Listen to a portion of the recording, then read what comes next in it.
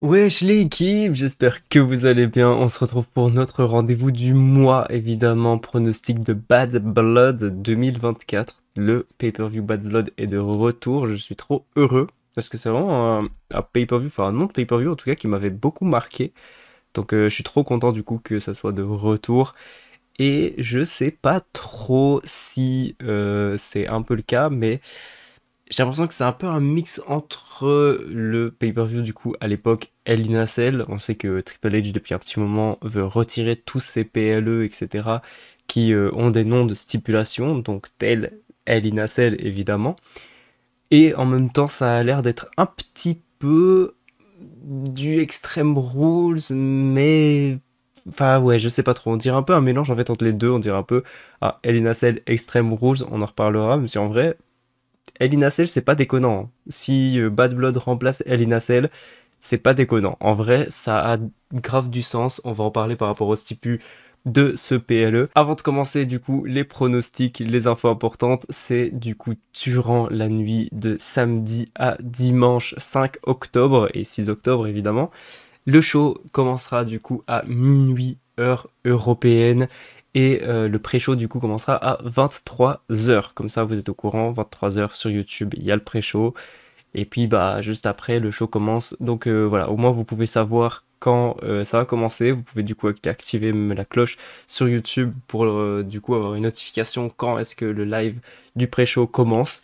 Comme ça au moins vous êtes sûr de pas le rater. Évidemment. Bref, on va commencer du coup avec le tout premier match de la soirée. Évidemment, c'est pas dans l'ordre, je le répète à chaque fois, mais c'est jamais dans l'ordre.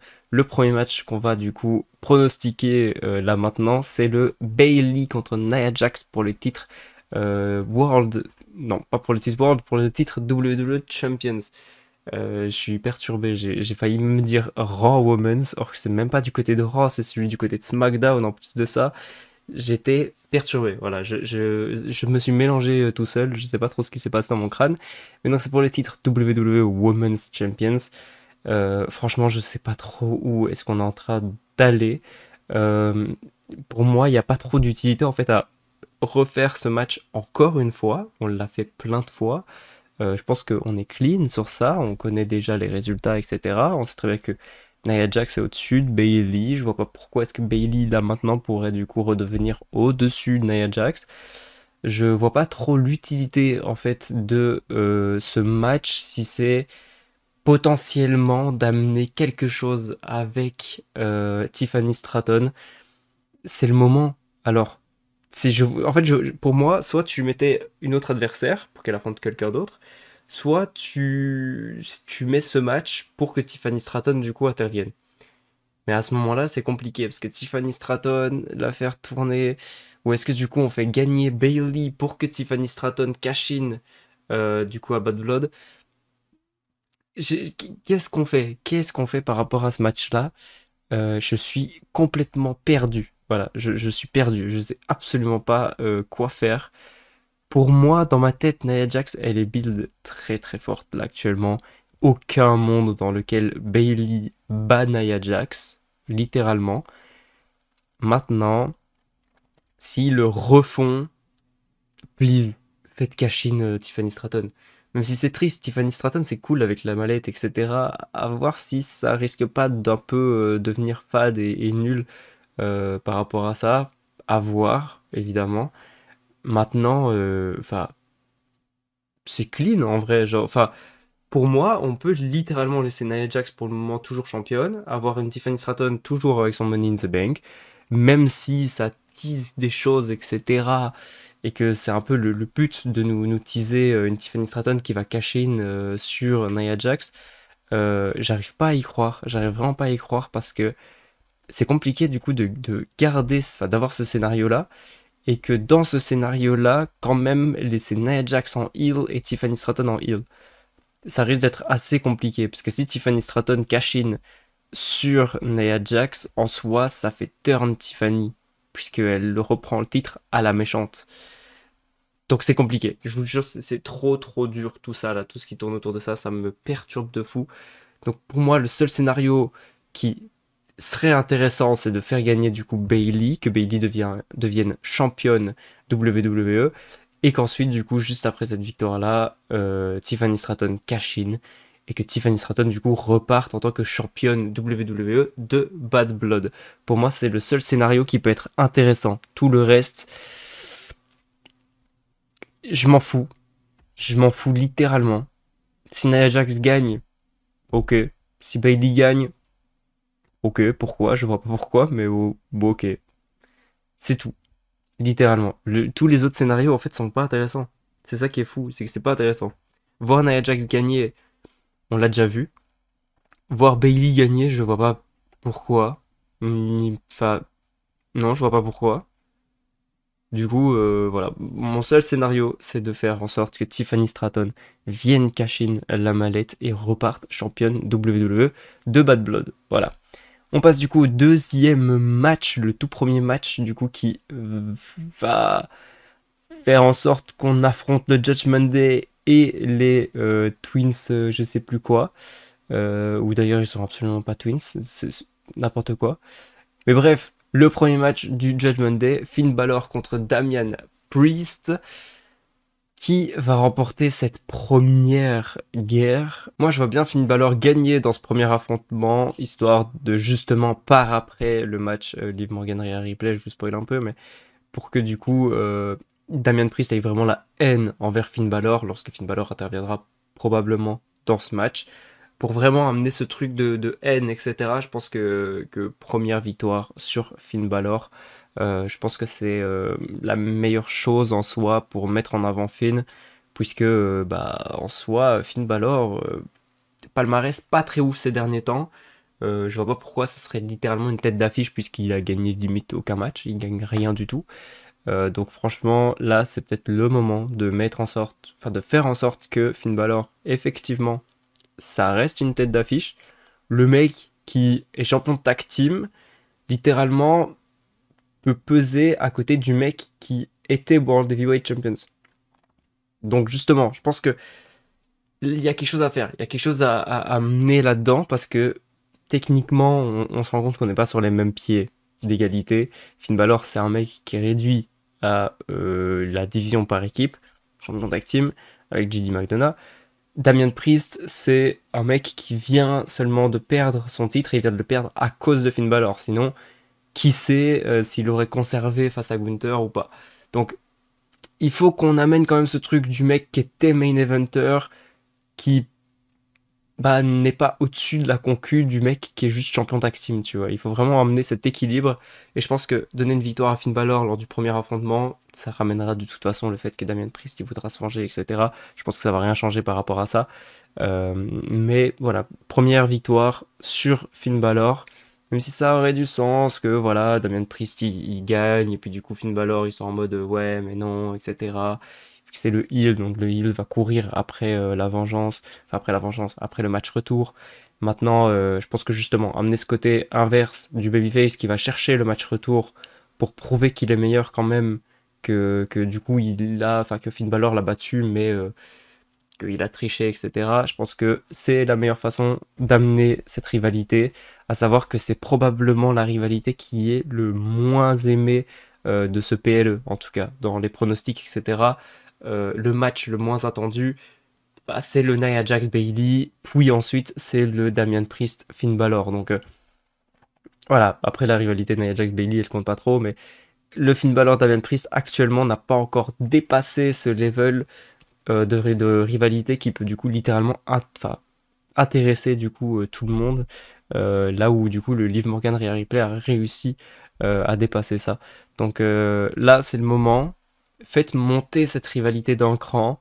Finn Balor, Damian Priest, c'est quand même deux personnes qui peuvent, qui ont des qualités athlétiques, entre guillemets, on va dire ça comme ça, euh, qui peuvent du coup rentrer dans des schémas de cross-violence, etc. On les a déjà vus avec le Judgment Day dans des matchs de fou, Extreme Rules.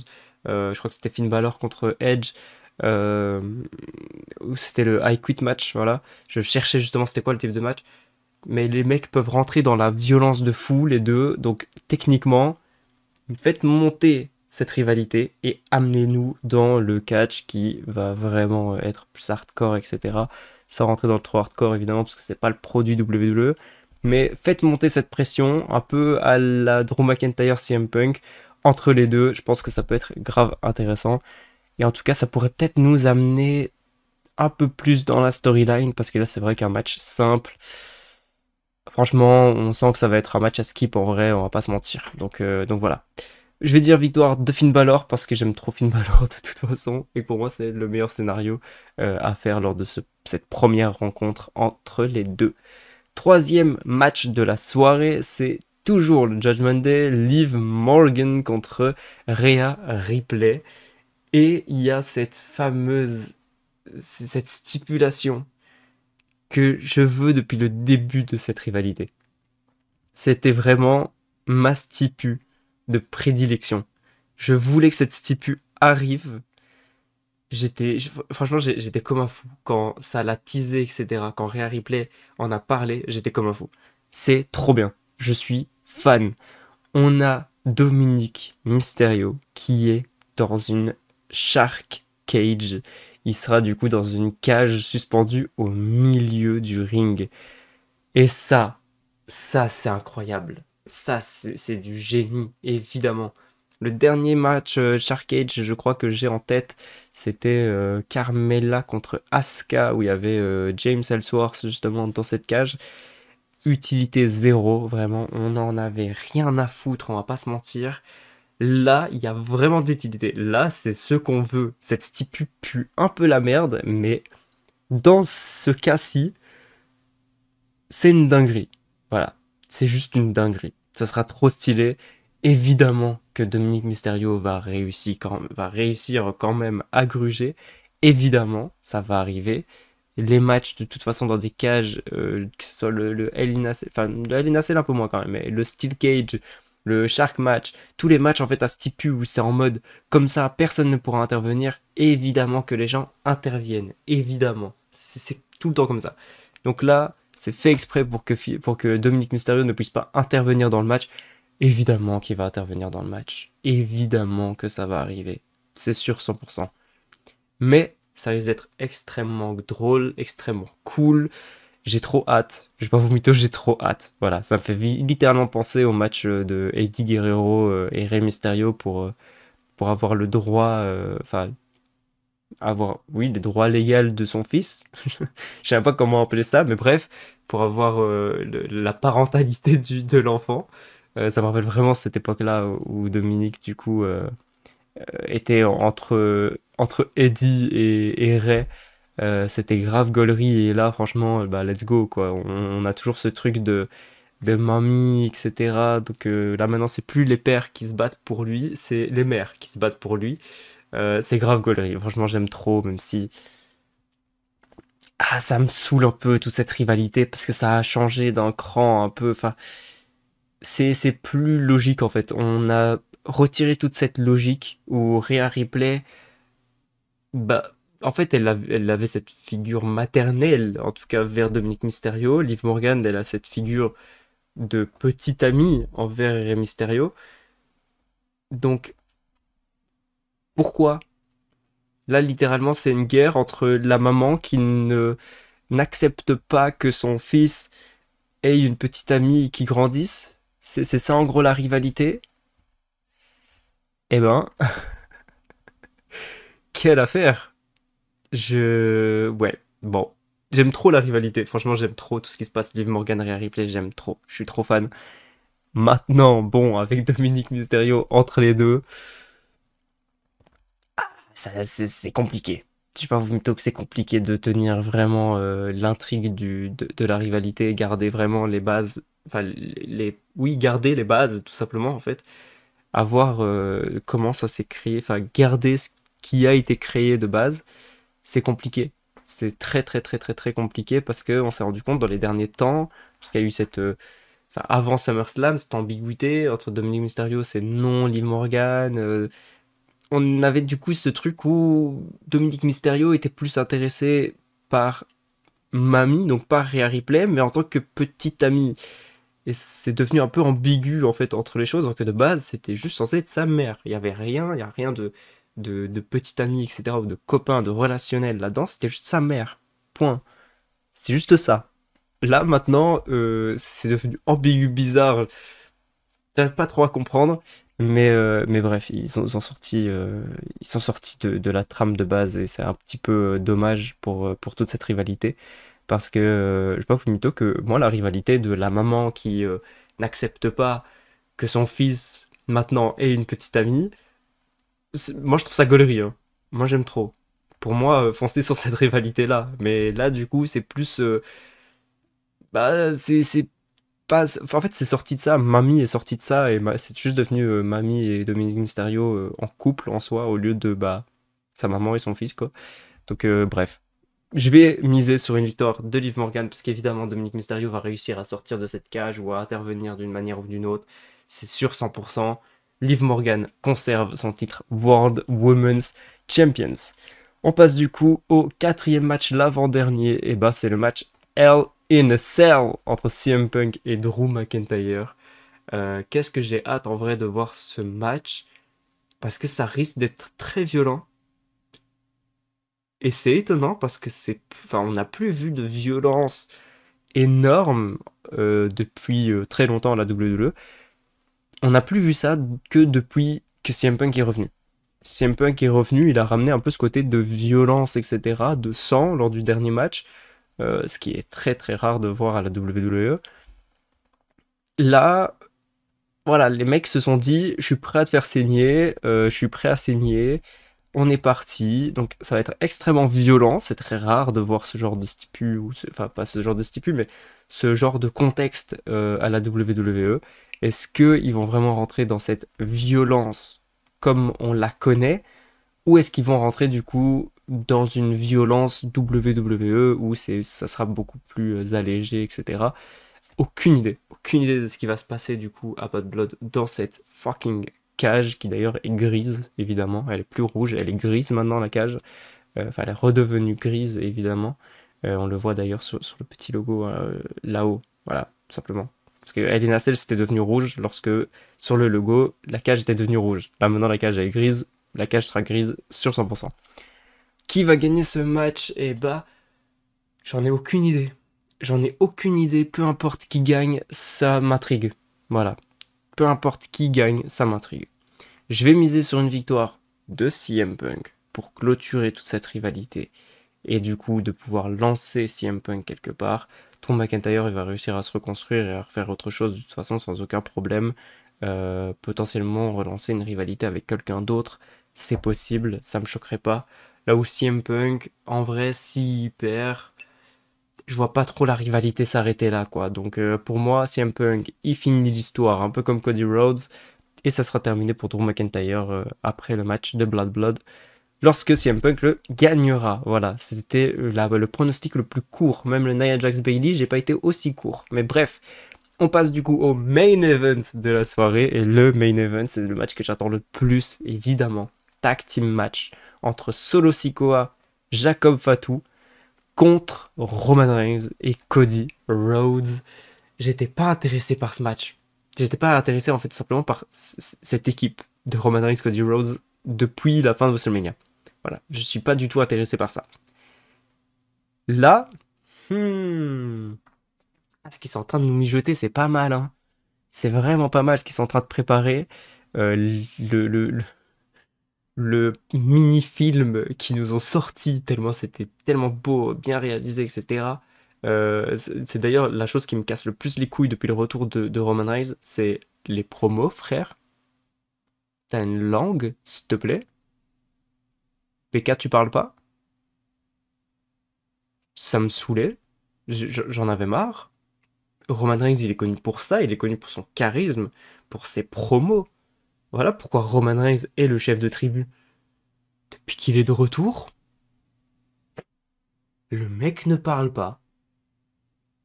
Il a fait une promo dans le ring de 3 secondes en disant j'ai pas changé, je suis toujours le même, je vais aller récupérer mon Oulafala.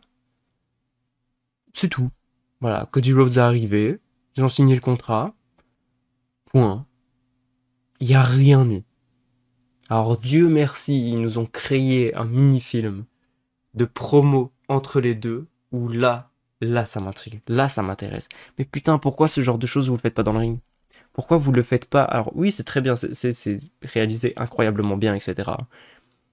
Mais faites-le dans le ring. C'est stylé aussi dans le ring. Moi, l'une de mes meilleures promos de Roman Reigns, c'est avant WrestleMania 39, où il dépose les deux titres comme ça dans le ring devant Cody Rhodes, qui lui dit: Est-ce que t'as déjà combattu pour un de ce titre? Est-ce que t'as déjà combattu pour un main event de WrestleMania? J'aime trop cette promo. C'est ma promo préférée. Vraiment. La promo où le mec le bute littéralement. Il le fait se rendre compte que c'est une merde. Que ça y est, arrête de rêver frérot. Je suis au-dessus de toi depuis très longtemps. Cette promo, c'est ma préférée. Alors littéralement, ils auraient pu faire la même chose dans le ring avec Cody Rhodes et Roman Reigns au lieu de le faire au milieu d'un stade. Alors oui, c'est très beau, c'est très joli, j'adore. J'adore cette vignette, etc. Mais c'est du catch en vrai. Donc, please, faites ces promos dans le ring plus souvent. Faites des trucs comme ça plus souvent. Please. Ça y est. Roman Reigns, on sait qu'il est pressenti pour partir du côté d'Hollywood. On ne veut pas le voir partir. Alors arrêtez de faire Hollywood à la WWE. Ça y est. Il y en a marre. Non, franchement, je suis dégoûté qu'il n'y ait pas plus de promos en fait in-ring de Roman Reigns. C'est la chose qui me dégoûte le plus depuis son retour. Là, ça a l'air intéressant. Le fait que Roman Reigns il lui dit: Moi, j'ai plus rien à perdre. J'en ai rien à foutre. J'ai perdu tout. J'ai perdu mon titre, j'ai perdu ma bloodline, j'ai perdu mon Wildman, j'ai perdu mon Ulafala. J'ai tout perdu. Donc, littéralement, j'ai rien à perdre. C'est à ce moment-là, du coup, que les personnes sont les plus dangereuses, justement. Cody Rhodes, il a tout à perdre. Tout. Bon, après, tout, il abuse. Le titre n'est pas en jeu. Ça va rien changer à sa vie si Cody Rhodes y perd. En vrai, à part juste sa confiance en soi et la confiance des gens qu'ont Cody Rhodes, ce fameux super-héros qui gagne tout et qui est trop fort, je peux comprendre qu'il a ça à perdre, mais techniquement, il ne perd rien. S'il perd, il n'y a rien qui se passe. Il aura potentiellement, du coup, bah, le besoin, enfin même l'obligation, on va dire, de devoir combattre face à Jacob Fatu ou Solo Sikoa, peu importe qui gagne du coup ce match-là. Il aura du coup l'obligation de donner un match de championnat à l'un ou l'autre, mais c'est tout. Il perd pas son titre, il perd rien le mec. Donc amener ce truc de toi, t'as tout à perdre, t'as tout qui est sur tes épaules, t'as tout le poids sur tes épaules, moi j'ai rien du tout. Euh, je trouve ça intéressant, mais doser quand même un peu. Le match, il n'a pas de... Enfin, il n'y a pas de titre en jeu, il n'y a rien. Hein. Donc, il n'y a même pas le Oula Fala en jeu, il n'y a rien du tout. Littéralement, il n'y a rien. Maintenant, ce match, il va être bon.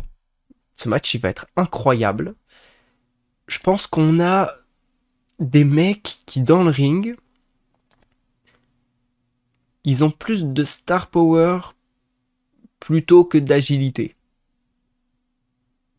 Cody Rhodes, rien à dire évidemment. Jacob Fatu, rien à dire non plus. Solo Sikoa, c'est pas le mec qui in-ring est le plus fou. Roman Reigns, c'est pas le mec qui in-ring est le plus fou. Mais alors, les face-off qu'il va y avoir, le face-à-face de Roman Reigns contre Solo Sikoa, le face-à-face de Roman Reigns contre Jacob Fatu, le face-à-face de Roman Reigns contre Cody Rhodes, parce que ça va probablement arriver à un moment donné, ils vont probablement se faire un face-à-face, dans le respect peut-être, mais ils vont probablement se faire un face-à-face. Le face-à-face de Cody Rhodes avec Jacob Fatu, waouh! Bon, le Cody Rhodes Solo Sikoa, on l'a déjà vu, on le connaît, il n'y a rien à dire sur ça, balèque un peu. Mais il y a pas mal de face-à-face à faire avec Roman Reigns. Roman Reigns, là, il est en rivalité avec les trois. Là, Roman Reigns, il y a des dream matchs à faire avec les trois. On en a déjà un où il y a eu... C'est même plus un dream match, mais c'est un match de fou. Il y en a eu deux matchs de fou. Aux deux WrestleMania d'ailleurs d'affilée. 39-40. Là, il y a un match de fou à faire entre Roman Reigns et Solo Sikoa. Il y a un match de fou à faire entre Roman Reigns et Jacob Fatu. Là, il y a tellement de choses à faire, il y a tellement de star power dans le ring que ce match, il va être dingue. Il va être complètement dingue. J'ai trop hâte de voir ce match. Je vais miser sur une victoire de Roman Reigns et de Solo Sikoa. What the fuck, je suis reparti un an en arrière, moi. Roman Reigns et Cody Rhodes, parce que Cody Rhodes, évidemment, la star, évidemment. Est-ce qu'on va pousser dans l'overbooking ou pas dans ce match-là? Est-ce que ça va juste être un simple match comme on a eu du coup à Money in the Bank du Roman Reigns Solo Sikoa contre Jey Uso et Jimmy Uso? Est-ce qu'on va avoir du coup ce genre de match? Ou est-ce qu'on va avoir un match où il va y avoir intervention de toute la Bloodline, Tamatanga Tangaloa, et du coup des aides qui peuvent venir du côté de Roman Reigns et de Cody Rhodes. Donc potentiellement un Jimmy Uso qui ferait son retour, un Jey Uso qui viendrait les aider. Euh, Pourquoi pas? Voilà, pourquoi pas? Ça peut être plutôt intéressant, on va pas se mentir. J'ai trop hâte en fait que la Bloodline se recrée. Maintenant, je suis complètement d'accord avec la WWE. Prenez votre temps. Construisez-nous un truc bien stylé, bien propre. Je n'ai aucun problème avec ça. J'ai tout mon temps. Si vous voulez du coup continuer et faire attendre jusque WrestleMania, faites-le. Faites-le, j'ai aucun problème avec ça. Littéralement, hein. J'ai aucun problème avec ça. Tant que Roman Reigns garde cette aura, ce charisme et ces promos in-ring, faites ce que vous voulez. Voilà. Mais donnez-lui des promos dans le ring, s'il vous plaît. Parce que je n'en peux plus. Alors oui, je suis très content de voir Roman Reigns arriver, faire un Superman Punch, inspire. Je suis très content, mais je veux l'entendre parler. Je veux entendre Roman Reigns nous dire de le reconnaître. Voilà ce que je veux entendre, moi. Je veux pas entendre le... Je m'en fous du reste. Je veux juste un Roman Reigns qui vient... Même il met pas de Superman Punch, il met pas de Spear, j'en ai rien à foutre. Juste, je veux entendre Roman Reigns dire reconnaissez-moi. C'est tout ce que je veux. Alors, please, faites-le. En plus, je sais pas c'est quoi le prochain PLE. Le prochain PLE, c'est Crown Jewel, je crois. Si à Crown Jewel, on aurait un Roman Reigns, pas sûr. Pas sûr. Et après, ce serait la Survivor Series, je pense, après Crown Jewel. Qu'est-ce qu'à Crown Jewel, on pourrait du coup avoir le Bloodline contre les Avengers 2.0, puisque l'an dernier, on avait déjà les Avengers qui s'étaient créés. Est-ce qu'on pourrait du coup avoir ça? En vrai, ça serait cool. En vrai, ce serait vachement cool. Et là, je me dis, waouh, ouais, je viens d'avoir une image dans ma tête incroyable, mais j'ai de me dire, c'est du 55. Donc ils sont 4 dans la Bloodline, il leur manque quand même quelqu'un. Maintenant, il y a plein d'autres personnes qui peuvent venir, etc. On a un Nicoléo qui peut à tout moment faire ses débuts, puisqu'il est signé à la WWE depuis un petit moment, je crois. Donc on peut de toute façon combler tout ça. Mais imaginez la Bloodline actuelle, avec Roman Reigns au milieu. Imaginez Roman Reigns leader, avec Solo Sikoa et Jacob Fatu, en tant que bras droit, bras gauche. Et Tamatanga Tangaloa en tant que tag team champions. Et je me dis même pourquoi pas amener un Jimmy Uso là-dedans. Ça peut être grave gaulerie. J'ai très envie de voir Tamatanga Tangaloa, Jimmy Uso. J'ai envie de les voir tous les trois. Ça me ferait rire. Je crois qu'il serait grave gaulerie. Ce serait la meilleure bloodline de tous les temps. J'aime trop, je suis fan de cette idée. Ça n'arrivera jamais, mais je suis fan de cette idée. C'est le moment de toute façon de push Solo Sikoa, évidemment, donc ça va pas arriver. Solo Sikoa ne va pas se ranger du côté de Roman Reigns dans tous les cas. Mais franchement, ça me fait rêver de fou. Je kiffe trop. Bref, je vais m'arrêter là pour cette vidéo, évidemment. Pronostic victoire de Roman Reigns sur Solo Sikoa. Ou probablement peut-être sur Jacob Fatu, ce qui pourrait arriver. Je pense pas que Cody Rhodes va remporter le match en vrai. Mais voilà, je mise quand même sur une victoire de Cody Rhodes, Roman Reigns qui gagne le match. Parce que pour moi, il n'y a aucun monde dans lequel Jacob Fatu et Solo Sikoa arrivent à détrôner les deux meilleurs catcheurs de la WWE actuellement. Pour moi, c'est impossible. Donc bref, c'est la fin de ce pronostic, j'espère que ça vous aura plu. Je vous fais des bisous, mettez un like si vous avez kiffé, dites-moi dans les commentaires ce que vous en pensez, vos pronos, etc. N'hésitez pas. Sur ce, je vous fais des bisous, à la prochaine. Ciao ciao.